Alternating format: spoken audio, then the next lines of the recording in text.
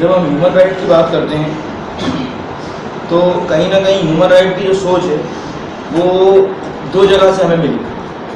ठीक, human right का मतलब हम कॉमन सी पहले तो समझ लें, जब बात करें तो पूरी समझें कि ह्यूमन राइट वो राइट्स हैं जो इंसानों को मिले हैं, ठीक, और इंसान होने के नाते मिले। यदि कोई व्यक्ति एक सोशल एनिमल है, सामाजिक प्राणी है, तो उसको समाज में जन्म लेने के साथ कुछ अधिकार स्वतः मिल जाते हैं। जैसे अपना जीवन जीने का अधिकार है, अच्छे स्वास्थ्य का अधिकार है, अपनी सुरक्षा का अधिकार है, ठीक, सम्मान का अधिकार है, ठीक, प्रदंडना के खिलाफ अधिकार है कि कोई उसको प्रदंडित नहीं कर सकता, टॉर्चर नहीं कर सकता।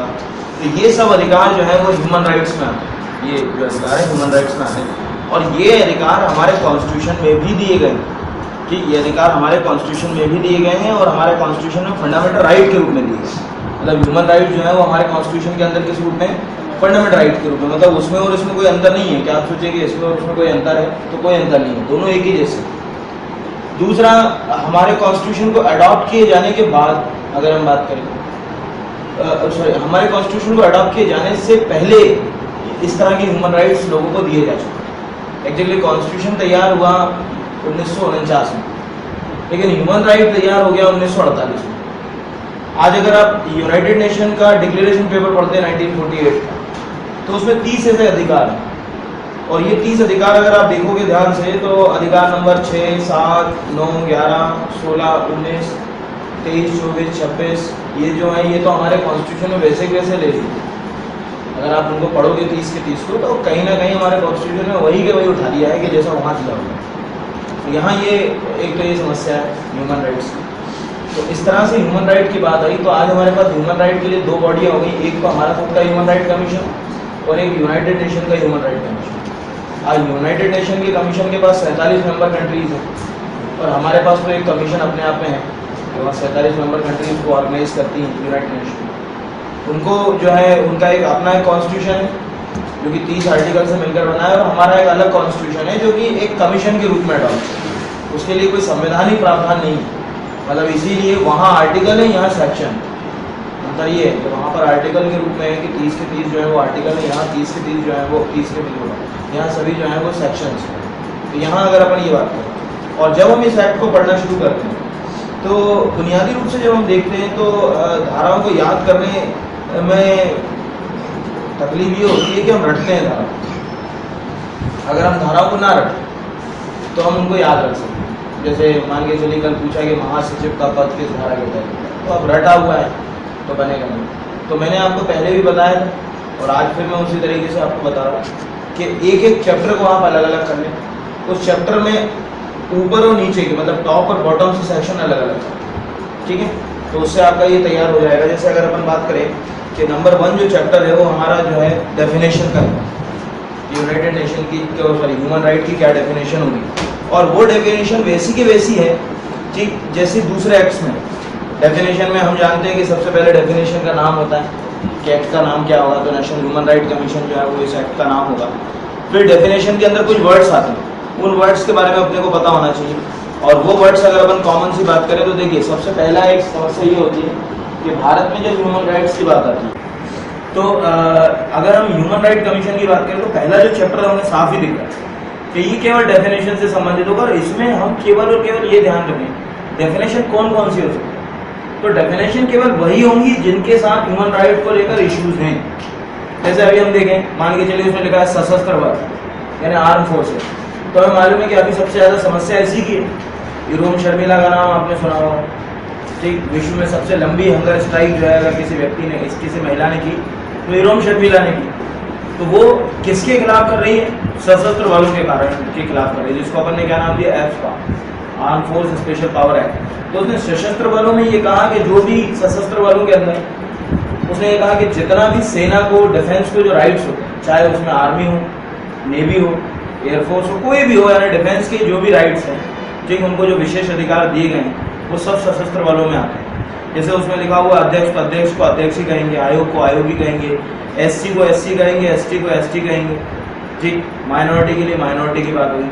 मतलब यहाँ पर आपको कुछ चीज़ें रटना नहीं है। जैसे एक सरल सी बात है, अनुसूचित जाति जनजाति आयोग, तो इसके लिए हमें कॉन्स्टिट्यूशन में मालूम है कि आर्टिकल 338, 338A दोनों में लिखा हुआ है। एससी एसटी कमीशन, पहले एससी एसटी कमीशन एक ही होता था, अब एससी कमीशन अलग हो गया और एसटी कमीशन अलग हो गया। जो वर्ड पहले आएगा वो कमीशन पहले होगा।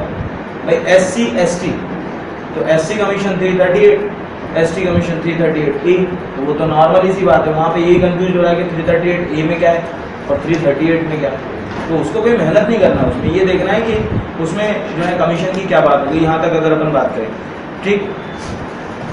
नेशनल वुमेन कमीशन, ठीक, तो नेशनल वुमेन कमीशन हमें मालूम है कि वही है। वुमेन कमीशन जो है, आपको आश्चर्य होगा कि ह्यूमन राइट कमीशन के पहले आया। वुमेन कमीशन भारत में काम कर रहा है 1992 से। एक्ट उसके लिए पास हुआ था 1990 में नेशनल वुमेन कमीशन एक्ट पास हुआ, जिसमें स्टेट और सेंट्रल लेवल पर दो तरह के आयोग की बात की, राज्य महिला आयोग और केंद्रीय महिला आयोग, दो आयोग जो है वो उसमें बात की गई। और सामान्यतः तो ये शुरू से ही रहा कि जिस पार्टी की सरकार रही उस पार्टी ने ही अपना अध्यक्ष, ठीक, ह्यूमन राइट कमीशन में, ठीक, या तो ह्यूमन राइट कमीशन में या वुमेन कमीशन में अपॉइंट किया है। तो इस तरह से अगर अपन देखें कि जो सेक्शन नंबर 1 है, उस पूरे सेक्शन के अंदर, ठीक, दो हिस्से, और सॉरी चैप्टर नंबर 1 है उसके दो अंदर हिस्से। पहला, केवल और केवल एक्ट की डेफिनेशन, क्या नाम है उसका, ठीक, यानी कि उसका शॉर्ट टाइटल, और दूसरा एक्ट में जो वर्ड इस्तेमाल हुए हैं उनकी डेफिनेशन। तो जो भी आएगा 2 नंबर में आएगा, डेफिनेशन के रूप में आएगा। अब एक इशू ये भी आ जाता है कई बार कि जैसे आपने ये देखा होगा कि धारा 2 है और धारा 2 में हम देखते हैं कि 1, 2, 3, 4, 5 इस तरह के सेक्शन, ठीक, तो वहाँ इशू आ जाता है कई बार के 1 में क्या है, 2 में क्या है, 3 में क्या है, 4 में क्या है, इस तरह के इशू। तो उसका तरीका ये होता है कि आप इसी तरह से उसको याद रखें, ठीक, जैसे ऐसे उसको याद रखें। आर्मी ने मारा, ठीक, तो अध्यक्ष के पास गए, अध्यक्ष ने आयोग को पेश दिया, ठीक, ऐसे लिख लो उसको। ये तरीका होता है उसको, जैसे हमने याद किया है। आप इसको 2-3 बार पढ़ोगे तो याद हो जाएगा। आर्मी ने मारा तो अध्यक्ष के पास गए, अध्यक्ष ने आयोग को अधिकारों के लिए केस दिया, जो न्यायालय में पहुंचा। न्यायालय ने अंतर्राष्ट्रीय मामलों का आधार मानते हुए इसमें कार्रवाई। अब इसमें क्या है देखो, सबसे पहले आर्मी ने मारा नंबर 1, अध्यक्ष के पास गए नंबर 2, आयोग, ठीक, में लेके गया 3, ठीक, आयोग ने अधिकार माना 4, ठीक, आयोग ने क्या माना उसको, मानव अधिकार 4, न्यायालय में लेके गए 5, न्यायालय ने अंतर्राष्ट्रीय मुद्दों को आधार मानकर डिसीजन दिया 6। तो ये 6 हिस्से जो है वो शुरुआत में हो गए। नंबर 1, 2, 3 मतलब कि एक हो गया सशस्त्र बल, फिर दूसरा हो गया अध्यक्ष, फिर आयोग, फिर आयोग के अधिकार, ठीक, अधिकार, तो फिर आप कहाँ चले गए उसमें जाकर न्यायालय, और न्यायालय ने किसको आधार मान दिया, अंतर्राष्ट्रीय न्यायालय। ये हो, अब ये तो ये हो गए 6, ठीक। इसके 7, 8, 9, 10। अब सबसे पहले समझे 7 में लिखा है सदस्य कौन होंगे, ठीक, तो सदस्य हम जानते हैं कि कौन कौन होंगे। एक, भारत में इस समय सबसे ज्यादा जो अधिकार छीने गए, ठीक, जो भारत की स्वतंत्रता से अब तक जिसके अधिकार सबसे ज्यादा छीने गए हैं मानव अधिकार, वो 3 लोग, एक माइनॉरिटी, एक अनुसूचित जाति, एक अनुसूचित जनजाति, और एक बच्चे और महिला। तो बच्चे तो सब में आ जाएंगे, माइनॉरिटी में भी आएगा तो बच्चा आएगा, महिला में भी आएगा तो बच्चा आएगा, अनुसूचित जाति में भी आएगा तो बच्चा आएगा। तो अपने पास क्या हो गए, माइनॉरिटी, SC, ST, महिला, ये 4 के 7 में सदस्य हो गए, 8 में माइनॉरिटी हो गए, 9 में SC, ST हो गए, 10 में जो है महिला हो गए। तो उसको ऐसे लिख सकते, माइनॉरिटी MSC/STW, ये हो गए 7 से 10 तक। आपको ये याद रखना है कि वो 7 से 10 तक है, 7, 8, 9, 10। 7 में सदस्य, 8 में माइनॉरिटी, 9 में SC, ST, 10 में वुमेन, W है ना वुमेन। तो इतनी बातें ये यहाँ पर याद होगी, यहाँ पर ये खत्म हो, ठीक। फिर उल्टे चलते हैं, स्टेट, पब्लिक सर्वेंट और गजट नोटिफिकेशन, ये उल्टे, ठीक, या ऐसे याद रखो, gazette notification, public servant, state, ठीक, इसको आप ऐसे याद रख सकते हो, गजट नोटिफिकेशन, ठीक, को G याद रख लो, गजट नोटिफिकेशन के लिए G हो गया, पब्लिक सर्वेंट के लिए P याद रख लो, और स्टेट के लिए S याद रख लो, तो GPS, ठीक, तो लास्ट में हो गया GPS। तो अपने पास एक नया कोड क्या आ गया, अपने पास आ गया, ठीक। फिर से अगर हम देखें तो MSC/STW GPS, MSC/STW GPS, तो 8, 9, 10, 11, 12, 13 ये तो अपने को याद ही हो गए, उसमें कोई जरूरत ही नहीं, ठीक, 10 तक वो हो गया, 11, 12, 13 जीपीएस, जी गजट। आपको इतना तो मतलब 2-3 बार पढ़ोगे तो दिमाग में, देखो क्या होता है एग्जाम प्री कम मेंस में दोनों में अलग अलग है। मेंस में ये चीज इसमें नहीं चल पाएगी मेंस में, क्योंकि आपको लिखना है उसके बारे में। यहाँ प्री में तो आपको अगर वो ठीक गजट दिख गया, जी दिख गया, तो आप अंदाज मार दोगे कि यार वो जी फॉर गजट होगा, ठीक, और पी फॉर ठीक पब्लिक होगा, और एस फॉर जो है स्टेट। तो इस तरह से अगर अपन बात करें तो हमारे पास जो सेक्शन 2 है वो पूरा हमारा तैयार हो जाता है। तो सेक्शन 2 में हमने शुरू जो है किस तरह से करा, तो शुरू हमने कहाँ से करा, आर्मी से, ठीक, और खत्म जाकर कहाँ करा हमने, स्टेट कमीशन, ठीक। तो A to S इसके अंदर, तो यहाँ ये एक सामान्य सी बात है, ये पहला जो है ये हो जाता है। फिर उसके बाद आता है चैप्टर नंबर 2। अब चैप्टर नंबर 2 में नेशनल ह्यूमन राइट कमीशन है पूरा, NHRC। तो चैप्टर नंबर 2 को याद करना कोई बहुत बड़ी इशू नहीं है। पहले तो समझें कि NHRC में क्या क्या होगा। तो जो सबसे पहला हिस्सा है कि चैप्टर नंबर 2 जो है उसका जो पहला सेक्शन है यानी 3, वो केवल कंपोजिशन की बात है कि उसका कंपोजिशन क्या क्या होगा, मतलब उसमें कौन कौन लोग होंगे। ठीक भाई, देखो ऐसा समझो, कमीशन है तो उसमें लोग होंगे, लोगों को किसी ना किसी ने अपॉइंट किया होगा। तो हमें 3 नंबर में आ गया कमीशन, 4 में आ गया उसको अपॉइंट करने की प्रक्रिया। तो अब ये तो कॉमन सी बात है, सभी जानते हैं कि उसके अंदर कौन कौन होंगे। तो ये जानते हैं कि 4 मेंबर तो उसके अंदर x office, SC commission, ST commission, minority commission, women commission, इनको एक तरफ कर दो। एक सुप्रीम कोर्ट का रिटायर्ड चीफ जस्टिस जो है वो चेयरमैन होगा हमेशा, ये भी अलग कर दो। फिर एक जो है सुप्रीम कोर्ट का चीफ जस्टिस की रैंक का अधिकारी होगा, इसको भी अलग कर दो।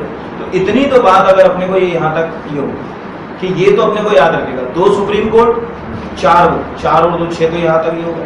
और 2 कोई भी एक्सपर्ट अपन ले लें उससे, कोई भी जो एक्सपर्ट व्यक्ति हो, तो वो जो है ह्यूमन राइट के जानकार हो, उनको अपन वहाँ पर रख दें, मतलब उसके अंदर इस तरह से। तो अगर इसमें अगर अपन देखें तो जैसे अगर अपन ध्यान से देखेंगे तो अपने को मालूम ही है कि जो 3 नंबर का सेक्शन है उसमें सबसे पहले तो सुप्रीम कोर्ट का चीफ जस्टिस आए, रिटायर्ड चीफ जस्टिस, और सबसे आखिरी में वो सदस्य आएंगे जिनको ऐसे अपॉइंट किया। तो 3 नंबर जो है मैं केवल और केवल अगर अपन बात करें तो कमीशन की बात है कि कमीशन जो है उसमें कैसे मेंबर होंगे। मेंबर में केवल आपको कुछ याद नहीं करना है, 2 चीजें याद रखना है, केवल नहीं पूछा जाएगा।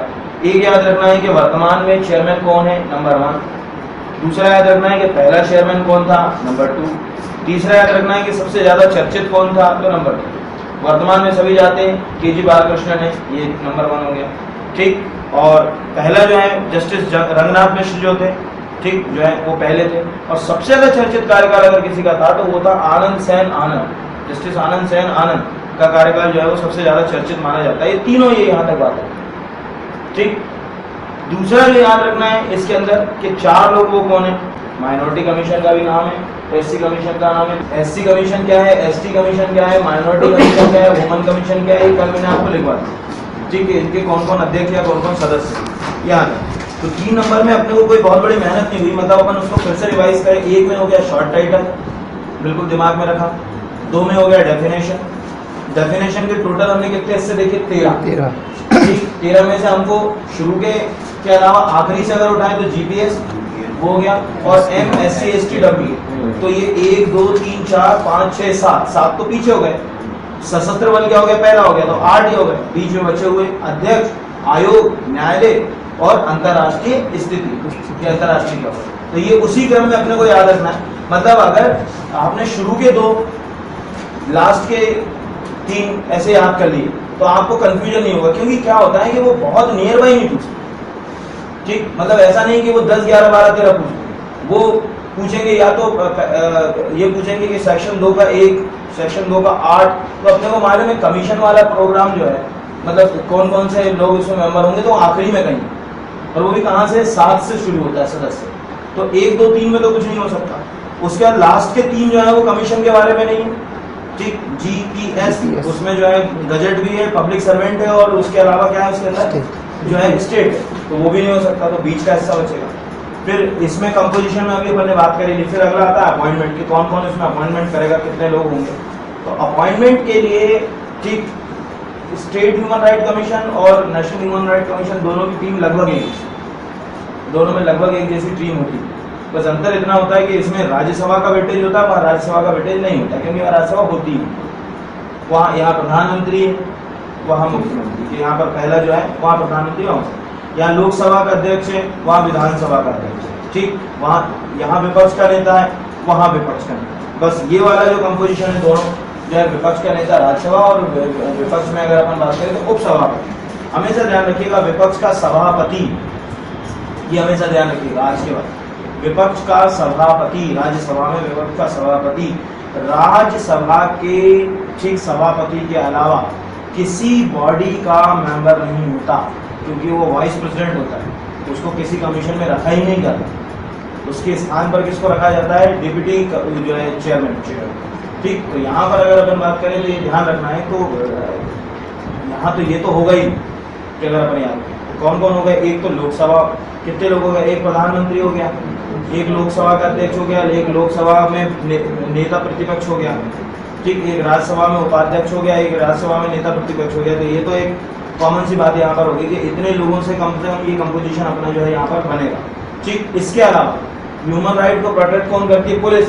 तो होम मिनिस्टर को तो लेना ही पड़ेगा, ठीक। तो जो भी है भारत सरकार में गृह मंत्री के पद पर जो भी व्यक्ति होगा उसको जो है आपको लेना पड़ेगा। इसमें बस आपको इतना याद रखना है कि करंट से इसको जोड़ना पड़ेगा आपको, क्योंकि हो सकता है कि वो ह्यूमन राइट को इस तरह से पूछ ले, वो पूछे कि वर्तमान में ह्यूमन राइट कमीशन के चेयरमैन और मेंबर्स के अपॉइंटमेंट में लोकसभा अध्यक्ष की भूमिका सबसे महत्वपूर्ण है, ये कौन है?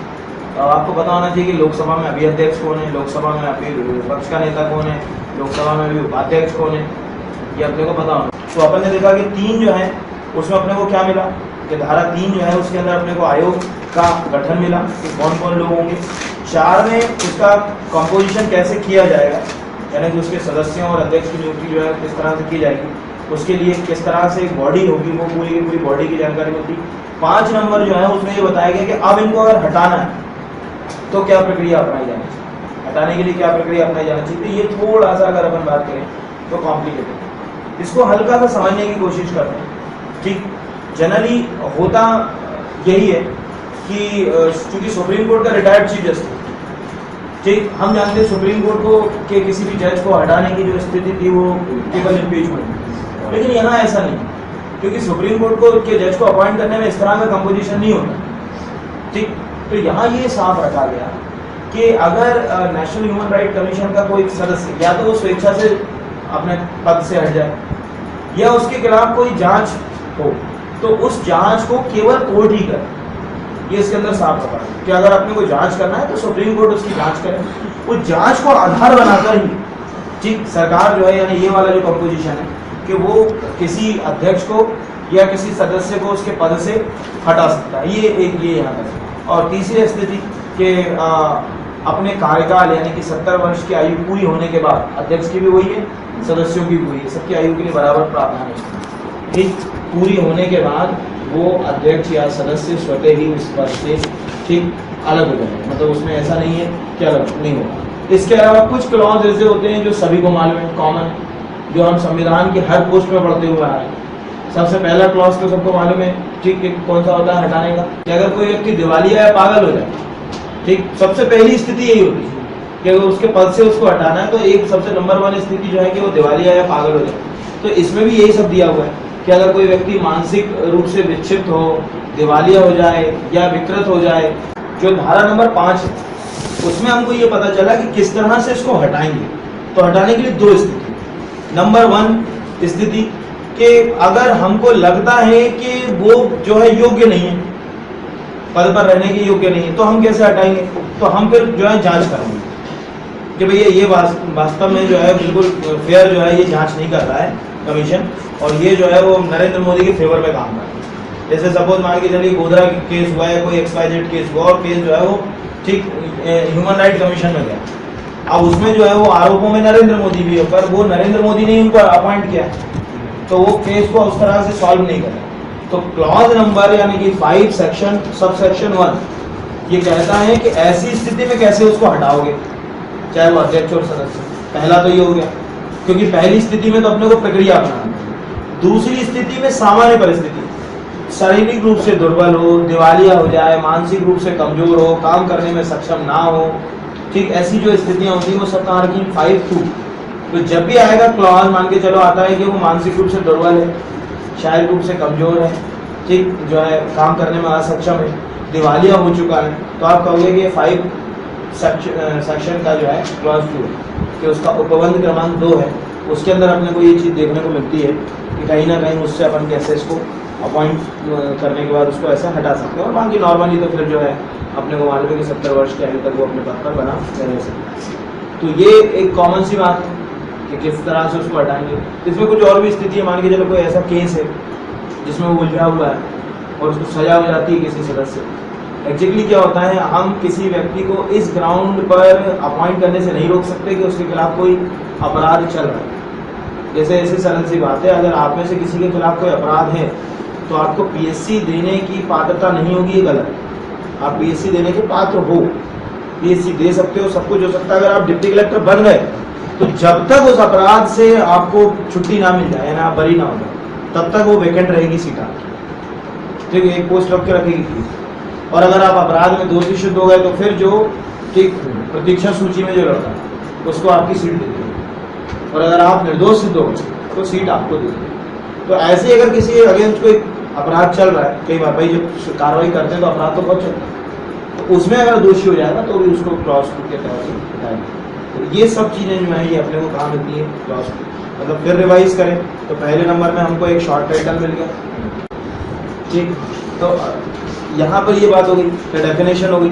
3 में चैप्टर नंबर 2 जो है उसमें अपन ने देखा कि ह्यूमन राइट कमीशन, उसका कंपोजिशन 3, 4, 5 में हमने देखा कि उसको हटाओगे कैसे, ये 5। फिर सीधे जाते हैं अपन 6 के सदस्य जो है वो कितने कम समय के लिए काम करेंगे। तो हम बहुत ही कॉमन सी बात है, इसको पढ़ने की कोई भी जरूरत नहीं, हम बहुत अच्छे जानते हैं सदस्य का जो कार्यकाल होगा वो अधिकतम कितने वर्ष के लिए होगा, 70 वर्ष की आयु तक के लिए होगा। और अगर मान के चलो 70 वर्ष की आयु से पहले, ठीक, अगर उसका कार्यकाल खत्म हो रहा है तो 5 साल के लिए होगा। मतलब अगर मान के चलिए कहाँ पर हो रही है ये स्थिति, भाई जो सुप्रीम कोर्ट, हाई कोर्ट और सुप्रीम कोर्ट के चीफ जस्टिस था रिटायर्ड, उसके लिए तो सबके लिए वो 70 वाला क्लास सही चला जाता है, उसी तक जाती है। बाकी हमने 2 एक्सपर्ट लिए जो मानव अधिकार के चैनल पर, अब वो 40 साल के भी हो सकते हैं, वो 45 साल के भी हो सकते हैं। तो वो जो है वो कितने साल के लिए काम करेंगे, 5 साल काम करेंगे। लेकिन उनके लिए एक क्लॉज हो रही है जो उसमें छुपा हुआ है मूल रूप से, कि वो चाहे तो फिर से इसके ऊपर री अपॉइंट, कि अगर वो 5 साल की अवधि पूरी कर लेते तो फिर से उनको ला सकते हैं, उन लोगों को जो एक्सपर्ट है। वो तो 70 साल के हो ही गए तो उनको तो वापस लाया नहीं जा सकता, इनको जो है अपन वापस ला सकते हैं। तो अगर अपन बात करेंगे, यहाँ पर इसमें लिखा ही हुआ है कि 70 वर्ष की नहीं होना चाहिए, पद पर आधारित होगा, ठीक। और सीधी सी बात है कि अगर अपन ने ह्यूमन राइट कमीशन है तो ह्यूमन राइट कमीशन अपने आप में क्या है, एक प्रकार की स्टैट्यूटरी बॉडी, ठीक। कैसी बॉडी है, स्टैट्यूटरी बॉडी। हम बहुत अच्छे से जानते हैं कि किसी भी कॉन्स्टिट्यूशनल या स्टैट्यूटरी बॉडी के ऊपर, जैसे इसको पहले और सरल तरीके से समझाऊं, हम बहुत अच्छे से जानते हैं कि किसी भी यूनिवर्सिटी में एक साथ एक ही समय पर 2 कोर्स नहीं किए जा सकते। आप बीई के साथ बीएससी नहीं कर सकते, बीए नहीं कर सकते। अगर करोगे तो एक कोर्स ही वैलिड माना जाएगा, एक कोर्स नहीं माना। लेकिन आप इसके साथ कुछ ऐसे कोर्स कर सकते हो, ठीक, जो अगर अपन बात करें कि एक डिस्टेंस लर्निंग के हों, ठीक, या डिप्लोमा कोर्स हो जो उसके यूनिवर्सिटी से उनका कोई संबंध ना हो। तो यहाँ भी है कि अगर कोई स्टैट्यूटरी बॉडी है, इसके लिए नहीं, पूरे एक्ट के लिए, जितना भी कॉन्स्टिट्यूशन पढ़े, अगर कोई स्टैट्यूटरी बॉडी है, कोई कॉन्स्टिट्यूशनल बॉडी है, तो उसमें किसी व्यक्ति के एक जगह अपॉइंट होने के बाद उसे दूसरी जगह अपॉइंट नहीं किया जाता, ठीक, यानी कि वो किसी दूसरे लाभ के पद पर नहीं बैठ सकते। ये उसके अंदर यहाँ पर ध्यान रखना। हाँ, लेकिन स्टैट्यूटरी बॉडी नहीं है, अगर स्टैट्यूटरी बॉडी नहीं है तो वो बैठ सकता है।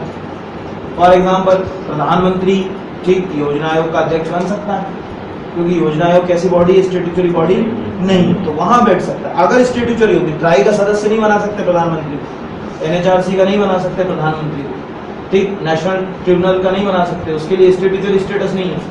तो यहाँ पर अगर अपन बात करें तो जो भी है, तो ये एक कॉमन सी बात है, अपने को समझ में आना चाहिए कि अगर स्टैट्यूटरी बॉडी नहीं है, ठीक, तो जो है हम एक जगह से दूसरी जगह उसको 3-4 जगह तक उसको बैठा सकते हैं।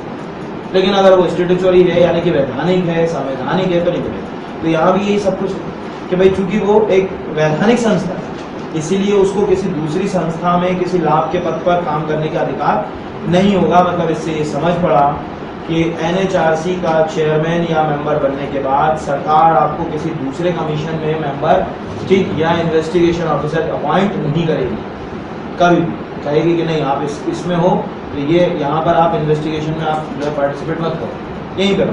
तो 6 नंबर जो है, अगर अपन बात करेंगे, साफ सी बात हो गई हमारे सामने कि जो है सदस्य का समय। फिर से अगर हम आना शुरू करें तो हमको अपॉइंटमेंट से ही समझ शुरू करा हमने, 3, 4, 5, 6। 3 में कंपोजिशन, 4 में मेंबर, 5 में अपॉइंटमेंट की प्रक्रिया पूरी, ठीक, कितने समय तक उसको सारी निकालने की प्रक्रिया, 6 में जो है ठीक उसका टेन्योर या कार्य। 6 के बाद अगर अपन बात करें 7 में अगर अपन आए तो 7 धारा में वही चीज है, ठीक, सदस्य का कार्यकाल कैसा होगा ये इसकी बात करता है। सदस्य अपने कार्यकाल में किस तरह का आचरण करेगा, क्या करेगा, ठीक, और किस परिस्थिति में हम सदस्य का कार्यकाल किसी दूसरे से करवाएंगे, ये सब कुछ उसके अंदर दिया है 7 के अंदर। जैसे अगर अपन बात करें, जैसे लिखा हुआ है कि कुछ परिस्थितियों में सदस्य द्वारा अध्यक्ष के कार्यकाल करने या निर्वहन करने की स्थिति। अब भैया अध्यक्ष नहीं है, ठीक, बीमार पड़ गया है, अध्यक्ष की मृत्यु हो गई है, तो ऐसी स्थिति में हम किसी सदस्य को अध्यक्ष बनाकर अपॉइंट करेंगे। लेकिन इसमें भी एक क्लॉज है, वो भी आप हमेशा ध्यान रखिएगा, यहाँ नहीं है, ठीक, कि अगर कंपोजिशन में हम किसी दूसरे व्यक्ति को किसी दूसरे व्यक्ति का काम देते हैं तो इसके आधार पर कोई भी कार्रवाई जो है वो प्रतिबंधित नहीं मानी जाएगी। ऐसा नहीं है कि मान के चलिए जैसे ऐसे समझ लें भोपाल में कलेक्टर छुट्टी पर गए और एडिशनल कलेक्टर को चार्ज दिए गए, तो लोगों ने कहा नहीं भाई एडिशनल कलेक्टर क्या ने कह दिया है कि स्कूलों में कल छुट्टी है तो ये नहीं माना होगा। नहीं, आपको चार्ज मिला है मतलब आप वो हो। तो यहाँ पर अगर अपन बात करें तो ये है कि कैसे अपन एक मेंबर को वहाँ पर अपॉइंट करेंगे, फिर जो है सदस्य जो है उनको किस तरह से उनको वेतन मिलेगा, उनकी सर्विसेज क्या होंगी, ये सब कुछ जो है आपको यहाँ पर 8 में मिलता है। तो 7, 8, ठीक। 9 में अभी मैंने जो बात कही वही है कि अगर कोई सीट खाली है, किसी सीट पर किसी दूसरे व्यक्ति को अपॉइंट किया है तो उससे कार्रवाई के ऊपर कहीं कोई असर नहीं होगा, कोई भी असर यहाँ पर नहीं होगा। यहाँ पर एक ये ध्यान रखने वाली बात है कि इसमें अपन किसी भी कार्रवाई को उस आधार पर नहीं रोक सकते कि भैया उसमें तो जो है कंपोजिशन में 2 मेंबर खाली है, कि भैया NHRC में अभी जो है SC/ST कमीशन के चेयरमैन ही नहीं है, तो उसके आधार पर इसको रोका नहीं सकते। तो यहाँ पर अगर अपन बात करें 7 से 9 तक याद करने का तरीका ये कि सदस्य, सेवा सर, ठीक, और कार्रवाई, ठीक। 7 में जो है सदस्य काम करेगा अध्यक्ष के लिए, 8 में जो है उसकी सर्विस मैनुअल दी गई है, और 9 में जो है अपने को दिया गया है कि कार्रवाई जो है वो किसी भी आधार पर रोकी नहीं जाएगी किसी भी स्थिति में। तो 7, 8, 9, ठीक, ठीक। 10 को छोड़ दो, क्योंकि क्या होता है देखो ध्यान से समझो, 10 को क्यों छोड़ दो, हम लास्ट में करेंगे। इस एक्ट में, हर एक्ट में कुछ ऐसी धाराएं होती हैं जो मेन धाराओं की ट्यूनिंग से बाहर चली जाती है। मतलब ट्यूनिंग का मतलब है कि वो उसमें मैच ही नहीं होता है, तो मैच नहीं होती तो वो क्या करती है, पूरे एक्ट को उलझा देती है, आगे पीछे कर देती है। तो हमारे पास 7, 8, 9 तो हो गई, 10 को छोड़ दो, भूल जाओ, फिर सीधे आ जाओ 11 पे। 11 नंबर पे क्या है हमको ये ध्यान रखना, ठीक। तो ऐसे अपन याद रखें कि 11 नंबर का जो है उसमें बताया गया कि जो कंपोजिशन है उसमें इन सदस्यों और अध्यक्ष के अलावा कौन कौन अधिकारी होंगे। तो उसमें सबसे महत्वपूर्ण जो अधिकारी होता है उसको हम आम भाषा में बोलते हैं महासचिव, ठीक, जो है वो भी धारा 11 के तहत ही अपॉइंट होता है। कल ही पूछा था मैंने कि महासचिव जो है वो किसके तहत जो होगा। तो यहाँ पर ऐसे याद रखना है अपने को कि क्रिकेट के मैच में खिलाड़ी कितने, 11, ठीक। तो इसमें ही इस तरह के जो है वो मेन खिलाड़ी जो है 11 है, ठीक। 11 नंबर का सेक्शन उन खिलाड़ियों से संबंधित है जो है, ठीक, बोर्ड जो कहेगा उसके तहत जो क्रिकेट खेलेंगे। तो यहाँ पर उन खिलाड़ियों में अब अपने को मालूम है कि खिलाड़ी कौन कौन हो सकते हैं कि एक महासचिव होगा यानी कि कैप्टन होगा उस टीम का। तो कैप्टन हमेशा महासचिव को ही कैप्टन बोलते हैं, जनरल सेक्रेटरी जो होता है वो हमेशा कैप्टन होता है। फिर उसके नीचे जो है अपन पुलिस अधिकारियों को नियुक्त करेंगे, चाहे ये हो चाहे वो कोई भी अधिकारी। हमेशा ये ध्यान रखिएगा कि पुलिस अधिकारी सामान्यतः DSP रैंक के नीचे के नहीं होते इन्वेस्टिगेशन टीम, क्योंकि DSP रैंक के नीचे की क्यों नहीं होते ये समझ लीजिए कि इन्वेस्टिगेशन जो टीम होती है उसका हेड हमेशा एक गजेटेड ऑफिसर को ही बनाया जाता है राजपत्र। और पुलिस में सबसे पहली गजेटेड पोस्ट जो होती है वो DSP होती है, उसके नीचे कोई पोस्ट गजेटेड नहीं होती। मतलब टीआई की पोस्ट का गजेटेड ऑफिसर नहीं माना जाएगा, वो राजपत्रित नहीं होता। टीआई के ऊपर जो है वो कहाँ चला जाएगा, राजपत्रित अधिकारी। ठीक, नंबर यानी कि 11 टीम और उस टीम का कैप्टन एक महासचिव। यहाँ तक ये बात हुई। ठीक, अब हम आते हैं कि आयोग जो है उसको क्या क्या पावर दी गई है, कि आयोग जो है उसको क्या क्या पावर दी गई है, कि कैसे वो काम करेगा। ठीक, किस तरह से वो जो है काम को जो है लागू करवाएगा और किस तरह से वो जांच करेगा। तो दो हिस्से इसके अपने को यहाँ पर तोड़ना है। एक कि आयोग को जांच करने के क्या क्या पावर हैं, ठीक, और दूसरा कि आयोग जांच करने के लिए क्या प्रक्रिया अपनाएगा। ये हाँ, तो 11 तक तो यहाँ पर अपनी बात होगी। 12 नंबर से 16 तक, ठीक, क्या क्या करेगा, ये 12 से 16 तक यानी 12, 13, 14, 15, 16 ये 5 सेक्शन जो है उसमें क्या क्या करोगे ये आपको दिया गया है कि पूरा क्या क्या करोगे, यानी कि 5 महीने। ठीक, यहाँ पर अगर अपन देखें तो ये 5 चीजें जो है ये देखने को मिलती हैं। ठीक है, तो आप उनको समझने की कोशिश करते हैं कि क्या क्या करेगा।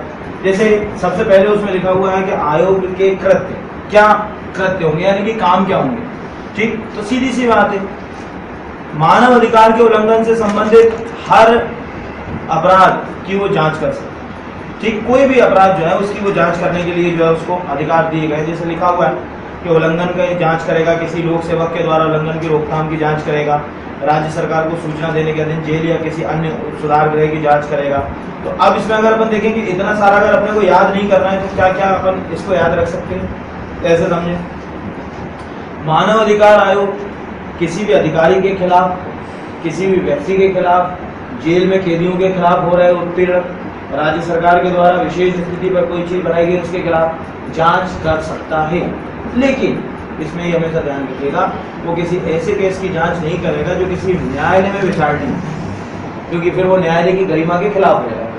मतलब कोई चीज न्यायालय से उसको नहीं मिला तब जो है वो जांच करे वो चीज, उसको लगता है कि उसको फिर से रीओपन करवाना है तो ठीक है। लेकिन किसी न्यायालय में, जिसको अपन बोलते हैं माननीय न्यायालय, तो किसी माननीय न्यायालय के अंदर अगर कोई चीज जांच प्रक्रिया के अंदर है तो उसको लिए अगर अपन बात करें कि उसको ठीक जो है कोई अधिकार है। तो अगर अपन देखें तो 12 नंबर पे हो गया उसका वर्क, कि वो क्या वर्क करेगा और कैसे कैसे होगा। फिर 12 में आ जाएगा वर्क के बाद पावर, कि 12 में जो है वो वर्क के बाद उसकी पावर आ जाएगी। तो अपने को मालूम है कि work and power and energy हमेशा फिजिक्स में इसी क्रम में चलते हैं। वर्क, पावर, एनर्जी 3 टॉपिक होते हैं। आप कभी यूनिट उसमें भी पढ़ोगे, लूसेंट में तो ऐसे होते हैं। ठीक, यहाँ पर अगर अपन बात करें तो एक वर्क कार्य होता है, एक शक्ति होती है, एक ऊर्जा होती है। कई जगह उसको वर्क, एनर्जी एंड पावर लिखते हैं। तो यहाँ सबसे पहले उसका वर्क, क्या क्या काम है, उस वर्क के लिए उसको क्या क्या पावर्स दी गई। तो हम जानते हैं कि उसको पावर कैसी दी गई है, उसको न्यायालय की पावर दी गई। ठीक, और हम जानते हैं कि न्यायालय की पावर देने के लिए कुछ, ठीक, न्यायालय की पावर दी गई, मतलब न्यायालय को पावर कहाँ से मिलती है, 2 जगह से। या तो न्यायालय को पावर मिलती है आईपीसी से, कि आईपीसी के ये सेक्शन के तहत न्यायालय कदम उठा ले, या अपने को मिलती है सीआरपीसी।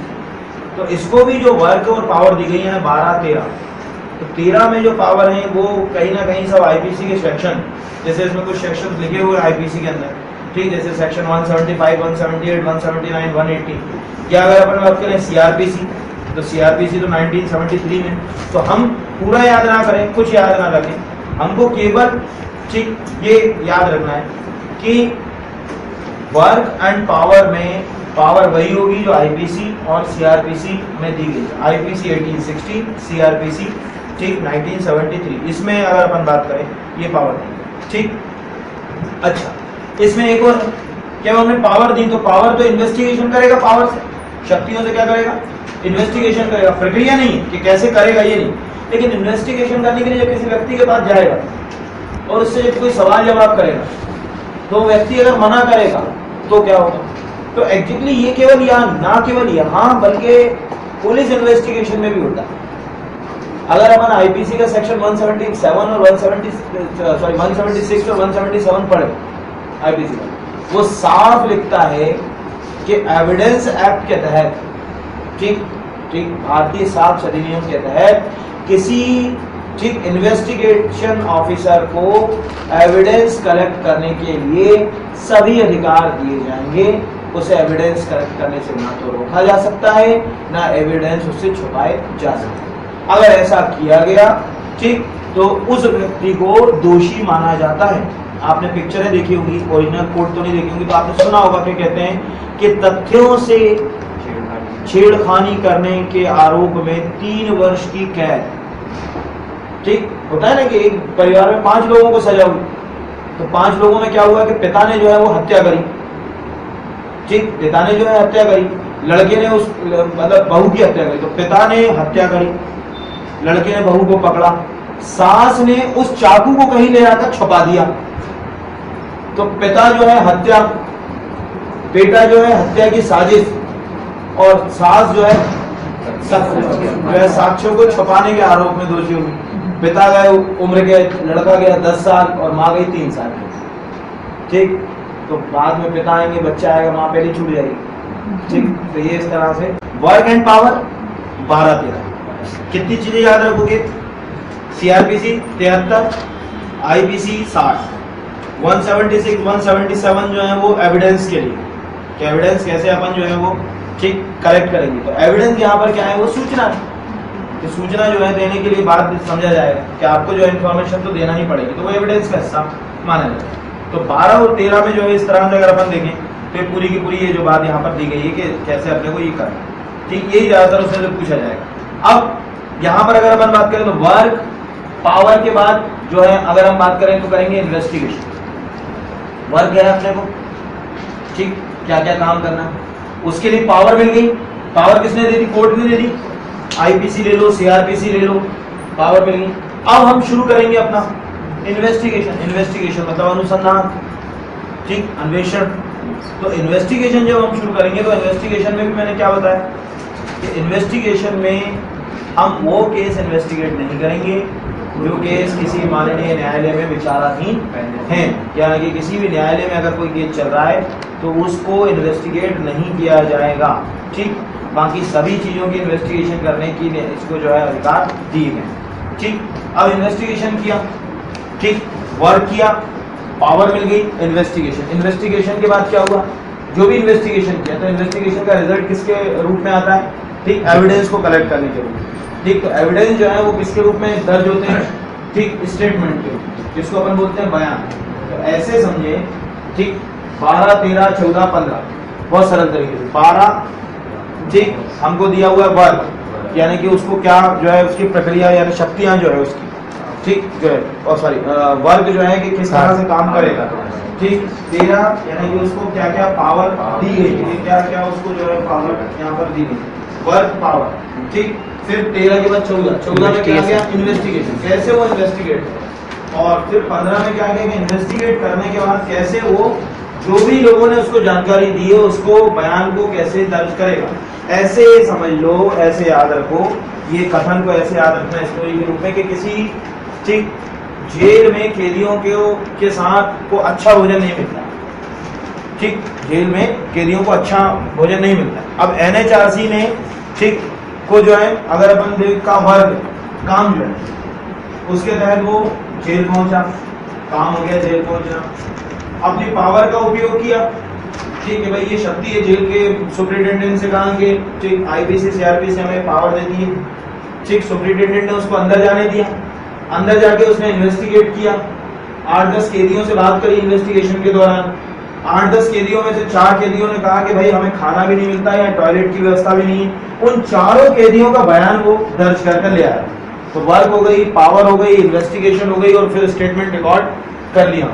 तो इस तरह से अगर अपन बात करें तो 12, 13, 14, 15 में अपने पास ये इतनी बात आ गई यहाँ पर, ठीक। तो ये एक कॉमन सी बात है। फिर हम छोड़ दें 16 नंबर को, ये तो सब हो गया। अब जो प्रोसेस अपनाएंगे वो पूरी की पूरी प्रोसेस जो है वो कैसे होगी, यानी कि प्रक्रिया को जो है, अभी अपने पास प्रोसेस नहीं, अभी अपने पास क्या था? वर्क था, पावर थी, इन्वेस्टिगेशन था, स्टेटमेंट। लेकिन उसके लिए क्या प्रक्रिया होगी, कैसे, जैसे स्टेटमेंट लेना है तो रिकॉर्ड करोगे कि लिखोगे, ठीक, जाओगे तो अरेस्ट करोगे या केवल बात करोगे, ठीक, किस रैंक के अधिकारी को भेजोगे, ये सब कुछ कहाँ मिलेगा? प्रक्रिया, ठीक। तो चैप्टर 4 जो है वो किसके बारे में? प्रोसेस के बारे में। तो 3 में क्या हो गया, आयोग की पावर हो गई, यानी 12 से 16, जिसमें 12 से 15 तक हमको पता चल गया, 12, 13, 14, 15, 16 को हमने थोड़ी देर के लिए छोड़ दिया। 4 में जो हो गया, क्या हो गया वो, ठीक, उसकी इन्वेस्टिगेशन की प्रोसेस, कि कैसे आप इन्वेस्टिगेशन करोगे तो उसकी प्रोसेस को अपनाओगे। तो इन्वेस्टिगेशन की प्रोसेस जो है वो 17 में दी गई, ठीक। तो इन्वेस्टिगेशन 17 में दी गई है, तो 17 से अगर हम जाएं 20 तक, 17, 18, 19, 20, टोटल कितने, 4। वहां पर क्या थे, 12, 13, 14, 15, ठीक, 4 वहां भी थे, 16 को पेपर ने बाहर रखा हुआ है। जैसे वहां 4 थे ऐसे यहाँ 4, ठीक। वहां पहला कृत्य था, तो यहाँ भी पहला शिकायत होगा। देखो ध्यान से समझो, कुछ नहीं, वहां कृत्य लिखा हुआ है, यहाँ क्या लिखा हुआ है, जांच, तो पहला क्या हो गया, जांच। जैसे 12 में कृत्य है, वर्क है, तो इसमें क्या होगा, जांच। मतलब ये हमें कोई याद रखने की बात नहीं, चैप्टर का जो नाम है उसकी शुरुआत करोगे। चैप्टर का नाम है शिकायतों की जांच, तो 17 में तो जांच होगी, कि शिकायतों की जांच कैसे करोगे, ये 17 के अंदर बात हो गई है यहाँ पर। अब जांच जब आप करोगे, ठीक, तो जांच के बाद कुछ ना कुछ तो प्रोसेस आप अपनाओ, क्या आपको प्रोसेस अपना, तो ये प्रोसेस 2 तरह की, एक सामान्य और एक विशेष। सामान्य प्रोसेस 18 में दी है, विशेष प्रोसेस 19 में दी, ठीक। 17 में हो गई जांच, सामान्य प्रक्रिया हो गई 18 में, विशेष प्रक्रिया हो गई, ठीक, 19 में। विशेष प्रक्रिया जैसे हम जानते हैं, ना केवल ह्यूमन राइट कमीशन में बल्कि आम जीवन में भी प्रक्रिया 2 तरह से अपनाई जाती है। एक साधारण, ठीक, जो आप पे और हम पे लागू होती है, इसको बोलते हैं सिविल, और एक स्पेशल जो डिफेंस पे लागू होती है, उसको विशेष रखा है। जैसे अगर किसी डिफेंस के अधिकारी ने सिटी में किसी व्यक्ति के ऊपर गोली चला दी, तो उसको अरेस्ट करके उसके ऊपर कार्रवाई करने की प्रक्रिया जो है बड़ी जटिल। उसको पहले डिफेंस को सूचित करना पड़ेगा, फिर वो डिफेंस कोर्ट में जाएगा केस, फिर डिफेंस कोर्ट कहेगी, तो वहां से उसको जब जो है ठीक हटा दिया जाएगा, फिर जो है वो यहाँ के कोर्ट में आएगा। मतलब थोड़ी प्रक्रिया क्या हो जाती है, जटिल हो जाती है। जैसे समझते हैं कि आप अगर किसी की हत्या कर दो तो अलग तरह से केस चलेगा, और एक बीएसएफ का जवान किसी की हत्या कर दे तो केस अलग तरीके से चलेगा, दोनों का अलग अलग। तो यहाँ भी है कि 17 में तो जांच है, 18 में साधारण तरह की जांच है, 19 में जो विशेष मतलब सशस्त्र बल, चाहे वो आर्मी हो, नेवी हो, या अगर एयरफोर्स हो। अपन पहले भी ठीक नंबर जो है 2 डेफिनेशन में बात कर चुके हैं कि सशस्त्र बलों का मतलब ही होगा आर्मी, ठीक, नेवी या एयरफोर्स। तो यहाँ भी ये है कि किस तरह से अगर अपन बात करें, ठीक, आप जो है जांच करें, और फाइनली जब पूरी जांच खत्म हो जाएगी, ठीक, जब सब कुछ हो जाएगा, मतलब कि अपने कहाँ से 12, 13, 14, 15, ठीक, 17, 18, 19, ठीक, इतने के थे जब प्रक्रिया पूरी अपना ली, तो आखिरी में चूंकि ये जो कमीशन ये है तो स्टेट्यूटरी, लेकिन ये कोई कोर्ट नहीं है, ठीक, ये कोर्ट नहीं है कोई, तो खुद कमीशन ही कोर्ट बना। इसके लिए अलग से कोर्ट की प्रक्रिया है, मानव अधिकार न्यायालय है, लेकिन ये खुद कोर्ट नहीं है। तो ये अपनी जांच करने के बाद, एग्जैक्टली जांच के लिए सरकार भी अपॉइंट करती है, अपना एक प्रतिवेदन यानी रिपोर्ट पब्लिश करें। तो 20 नंबर में जो है वो जांच की रिपोर्ट है। तो हमारे पास फिर आ गए 17 जांच, 18 सामान्य जांच, 19 विशेष जांच, ठीक, 20 प्रतिवेदन, ठीक। उधर बात करें 12 में वर्क, ठीक, 13 में पावर, ठीक, 12 में जो हो गया वर्क हो गया, 13 में जो हो गया पावर हो गया, 14 में ठीक इन्वेस्टिगेशन, और 15 में ठीक इन्वेस्टिगेशन के बाद स्टेटमेंट या बयान, ठीक है, कैसे स्टेटमेंट लिखेंगे। 16 छोड़ दिया, 10 छोड़ दिया, वो हो गया। अब हमारे पास 20 तक का एक्ट पूरा जो है वो तैयार है। फिर जो है सेम प्रक्रिया वापस चालू होगी 21 जो चली आ रही है प्रक्रिया, चैप्टर नंबर 3 से जो प्रोसेस शुरू, ठीक, जो है चैप्टर नंबर 2 से जो प्रक्रिया शुरू, वही प्रक्रिया चैप्टर नंबर 5 में रिवाइज हो जाएगी। 3 और 4 जो है वो दोनों के लिए क्या है, कॉमन। तो 3 में 2 में क्या है, नेशनल ह्यूमन राइट कमीशन है, तो 5 में क्या है, स्टेट ह्यूमन राइट। वहां अगर अपन बात करें, ठीक, उसका कंपोजिशन है, यहाँ इसका कंपोजिशन, ठीक, मतलब कुछ मत करो। अगर आप पीछे ध्यान से देखोगे, चैप्टर 2 का सेम प्रक्रिया इसमें देखो, वहां क्या था, कंपोजिशन, तो यहाँ भी कंपोजिशन 21 में। वहां अगर अपन बात करें सदस्यों की नियुक्ति, तो यहाँ सदस्यों की नियुक्ति, वहां उनको हटाया जाना, तो यहाँ भी सदस्यों को हटाया जाना, वहां उनकी पद अवधि, तो यहाँ भी पद अवधि, वहां उनका परिस्थितियों के द्वारा अध्यक्ष को कार्य करने का निर्माण, तो यहाँ भी कार्य, मतलब सेम 21, 22, 23, 24 25 सेम के सेम प्रक्रिया में है, मतलब कुछ भी नहीं उसके अंदर अपने को करना है कि अगर अपन यहां से बात करें कि 21 से 27 तक का आर्टिकल सेम 21, 22, 23, 24, 25, 26, 27 सेम वो याद है, वही के वही आर्टिकल के नंबर को आप केवल 21 याद रखना, 21 के साथ शुरू करना, 21, 22, 23, 24, 25, 26, 27। यहाँ जैसे 27 में अगर अपन बात करें कौन कौन से, वहां महासचिव का पोस्ट था, तो यहाँ महासचिव नहीं होगा तो सचिव होगा। वहां अपन ने क्या देखा था, वहां 11 में क्या देखा था अपन ने, महासचिव देखा था, तो यहाँ पर अपन ने क्या देख लिया, सचिव देख लिया। तो सेम प्रक्रिया, कोई याद करने की जरूरत नहीं। ठीक, जैसे मान के चलो मैं एक सरल तरीके से आपसे पूछने की कोशिश करूँ, मुझे बताइएगा, ठीक, यदि धारा 8 में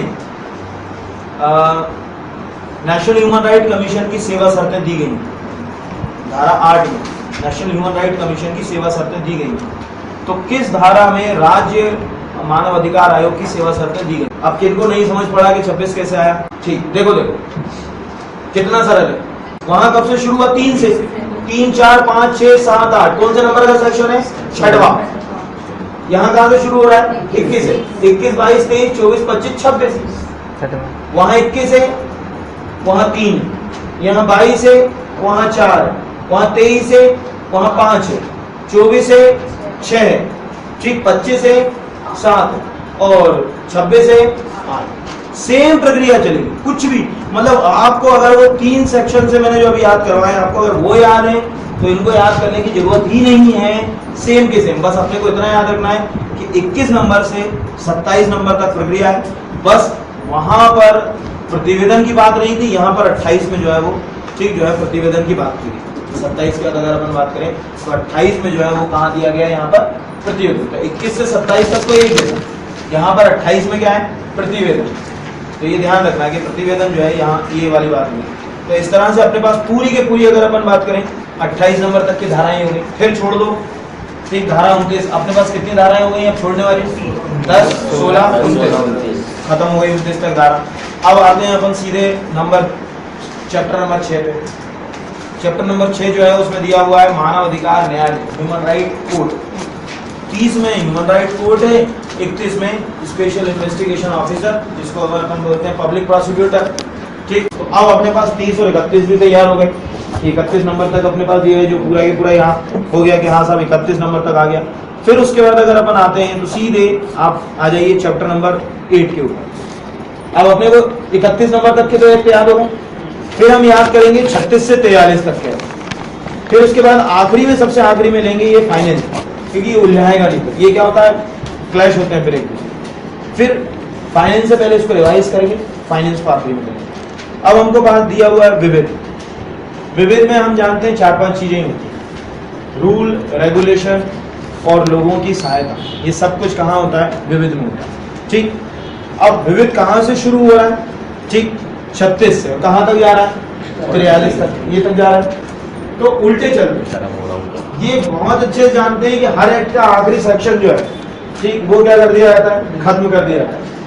हर एक्ट में कोई भी अगर एक्ट होगा तो ठीक, उसका आखिरी सेक्शन जो है वो रिपेल होता है, मतलब कि उसको हटाया जाता है, उसमें बदलाव किया जाता है। कोई भी हो, चाहे आप 395 नंबर का आर्टिकल कॉन्स्टिट्यूशन में देख लीजिएगा, उसमें भी यही लिखा हुआ। ठीक, वो देखो 395 नंबर के आर्टिकल में भी क्या लिखा हुआ है? निरसन, खत्म ही कर दिया उसने। ठीक, तो यहाँ ऐसे ही कोई भी एक्ट हो, हर एक्ट में, तो यहाँ पर अगर अपन बात करें कि जो आखिरी है वो 43, खत्म, निरसन। ठीक, कहाँ शुरू हुआ? 36 से। तो 36 में हर वो चीज आएगी जो पूरे एक्ट में कहीं नहीं मिलती। तो 36 और 43 दो तो ये तैयार हो गए कि 36 कोई भी एक्ट होगा। 36 में क्या आ गया कि ऐसे सभी केसेस रखेंगे जो इस कमीशन के बारे में हमको जानकारी जिनकी नहीं दी गई, आयोग के वो सभी कार्य जिनका उल्लेख एक्ट में नहीं है, वो 36 के अंदर। 43 जो है वो क्या हो चुका है? पूरी तरीके से खत्म हो चुका है। अब हम आते हैं 37 से। 37 में अगर अपन बात करें कि कैसे जो है 37, 38, 39, 40, इनको पहले याद रखें। इन्वेस्टिगेशन टीम जो है वो 37 में स्पेशल, ठीक, उसके द्वारा कार्रवाई, तो ऐसे याद रखो।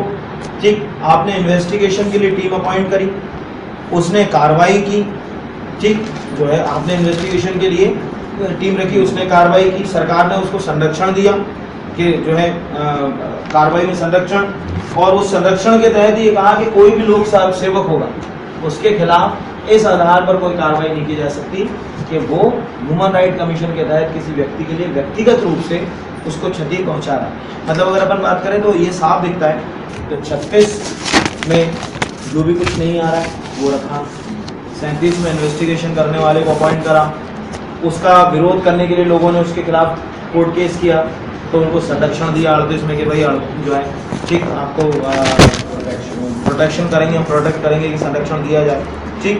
और जो भी व्यक्ति को अपॉइंट किया चाहे वो आम आदमी ही क्यों ना, मान के चलो हमारी इन्वेस्टिगेशन टीम में संयुक्त है, तो जब तक ये इन्वेस्टिगेशन टीम में होगी तब तक ये पब्लिक सर्वेंट कहलाएंगे। ये हमेशा ध्यान रखें, किसी इन्वेस्टिगेशन यहाँ नहीं, ये पुलिस में भी ध्यान रखें, अगर किसी इन्वेस्टिगेशन टीम में किसी व्यक्ति को शामिल किया जाता है तो उस समय तक जब तक इन्वेस्टिगेशन होता है तब तक उसको उसी से संबंधित माना जाता है। तो जो भी व्यक्ति हो, हमको लगा कि यार ये व्यक्ति हमारा साथ दे सकता है, ठीक, गुजरात दंगों के ऊपर ये व्यक्ति साथ दे सकता है, तो टीम में उसको मेंबर बना दिया। तो ये आप भी रहोगे स्पेशल टीम में। जो होता है कई बार आपने देखा होगा आम लोगों को जो है सरकार के द्वारा कई बार जो है टीमों के अंदर क्या कहा जाता है, मेंबर बन जाएंगे। तो 36, 37, 38 और 39 ये कहता है कि जो भी टीम का व्यक्ति होगा वो पब्लिक सर्वेंट ही होगा, ठीक, जो भी अपन उसको करेंगे पब्लिक सर्वेंट होगा। और यहाँ तक ये हो गए, मतलब कितने हो गए, 36, 37, 38, 39। 36 में जो नहीं है वो आ गए, 37 में स्पेशल इन्वेस्टिगेशन टीम का, फिर उसको संरक्षण दे दिया और फिर जो है पब्लिक सर्वेंट की भूमिका निभाई। और फिर उसके बाद आता है 40, 41, 42, उसमें कुछ भी नहीं, ठीक, नियम बनाने की शक्ति, पहले से बनाए हुए नियमों को चेंज करने की शक्ति और नियमों में आ रही तकलीफों को दूर करने की शक्ति। पहले नियम बनाओगे 40, पहले के नियमों को बदलोगे 41, और नियमों में आ रही तकलीफ को दूर करने के लिए नियम बनाओगे 42। तो तीनों ही नियम, पहले में नया, दूसरे में पुराना, तीसरे में तकलीफ, ये उसके अंदर दिया है कि ये जो है कोई भी अगर आपको नियम को बनाने के बाद तकलीफ आ रही तो ये है। इतनी जो बातें हैं यहाँ तक ये खत्म हो गई इसके अंदर। चैप्टर नंबर 7, पहले किसको फाइनेंस करें, राष्ट्रीय को, फिर किसको करें, ठीक है। तो फाइनेंस करेंगे, ठीक, तो फाइनेंस का मतलब फाइनेंस की दो डेफिनेशन होती है, एक पैसा देना जिसको वापस मांगने की कोई जरूरत नहीं है, और एक देना जिसको वापस मांगा जाए। तो इसमें वापस मांगने वाला पैसा देंगे या केवल दे देंगे, केवल दे देंगे, सिंपल सी बात है, वापस तो नहीं मांगे। वापस मांगने वाला पैसा कहलाता है लोन, ठीक है, और नहीं मांगने वाला कहलाता है ग्रांट, ठीक है। जब हम पैसा वापस नहीं मांगते किसी से तो उसको क्या बोलते हैं, ग्रांट, यानी अनुदान, कि भैया ये रख ले, तेरे को इतना पैसा दे दिया, अब तुम्हें इसमें जो काम करना है करो।